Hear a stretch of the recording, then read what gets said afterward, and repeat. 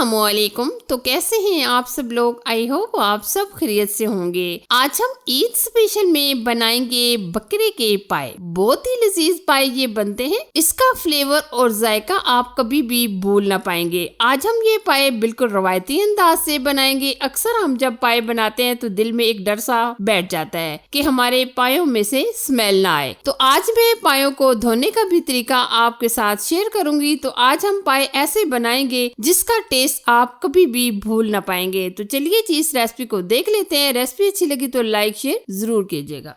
ये देखिए जी, हमने ये 6 अदद पाए लिए हैं। ये बकरे के पाए हैं और सबसे पहले हमें इनको धोना किस तरीके से है वो मैं आपके साथ शेयर कर देती हूँ। जब पाए आप बाजार से लेकर आए तो सबसे पहले आप 1 से 2 पानियों के अंदर अच्छे तरीके से इनको धोएं, ठीक है। फिर उसके बाद आप ऐसा करें कि इसको 1 चम्मच लहसुन के साथ, 1 चम्मच नमक के साथ और उसके अलावा 2 से 3 चम्मच सिरके के साथ इसको अच्छे तरीके से डिप करके रख दें और तकरीबन 10 मिनट के बाद आप पायों को अच्छे तरीके से धो लें। इसकी वजह से आपके पायों में से स्मेल बिल्कुल नहीं आएगी। तो ये था धोने का तरीका। अब हम पायों को बनाते हैं। पायों को बनाने के लिए हम लेंगे प्रेशर कुकर, क्योंकि ये हम पाए प्रेशर कुकर में बनाएंगे। वैसे तो आप पतीले में भी बना सकते हैं। तो इसके लिए सबसे पहले हमने तकरीबन आधा कप के करीब लिया है घी या ऑयल। जो आप चीज इस्तेमाल करते हैं वही डाल दीजिएगा, लेकिन हमने घी लिया है। अब हम इसमें 2 अदद मोटी इलायची डाल देंगे। मोटी इलायची डालने से बहुत ही अच्छा सा टेस्ट आ जाता है, तो इसलिए आप लाजमी डालिएगा।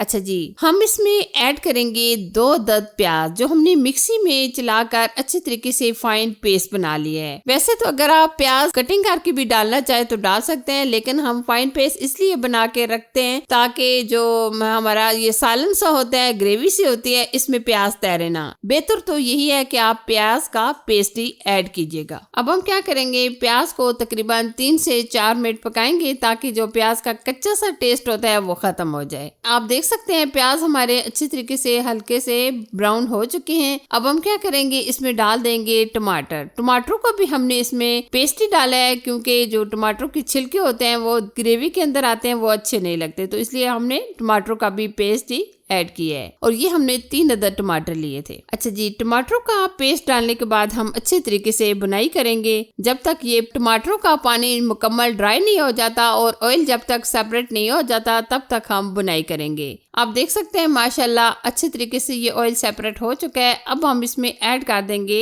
स्पाइसेस में हम डालेंगे आधा चम्मच नमक, आधा चम्मच कश्मीरी लाल मिर्च, सुर्ख लाल मिर्च चाय का 1 चम्मच, हल्दी पाउडर चाय का आधा चम्मच और धनिया पाउडर हम चाय के 2 चम्मच ऐड करेंगे। स्पाइसेस आप अपनी मर्जी से कम या ज्यादा भी ऐड कर सकते हैं। अब हम ये स्पाइसेस ऐड कर देंगे। अच्छा जी, स्पाइसेस ऐड करने के बाद अब आ जाती है बारी भुनाई करने की। अच्छे तरीके से हम मसाले की भुनाई करेंगे। अगर हमें साथ में पानी की जरूरत पड़ा तो हम थोड़ा सा पानी भी डाल देंगे, लेकिन हमने मसाले की बहुत अच्छी तरीके से भुनाई कर लेनी है। अब हम इसमें थोड़ा सा पानी डाल देंगे ताकि हमारा मसाला जले ना। ये आप देख सकते होंगे कि माशाल्लाह बहुत ही प्यारा सा हमारे मसाले का कलर आ चुका है और बहुत अच्छी तरीके से हमने मसाले की भुनाई भी कर ली है। अच्छा जी, अब हम क्या करेंगे, इसमें डाल देंगे पायों को आप बहुत छोटा कटिंग करके ना डाला करें, क्योंकि अक्सर हम बिल्कुल छोटे छोटे पीसेस में कटिंग करके डाल देते हैं। जब हमारे ये पाए गलते हैं तो बिल्कुल ये एक मलीदा सा बन जाता है। तो इसलिए आप पायों को बहुत छोटा ना किया करें, बड़े पीसेस में रखा करें। अच्छा जी, ये हमारे पास एक छोटा पैकेट पड़ा हुआ था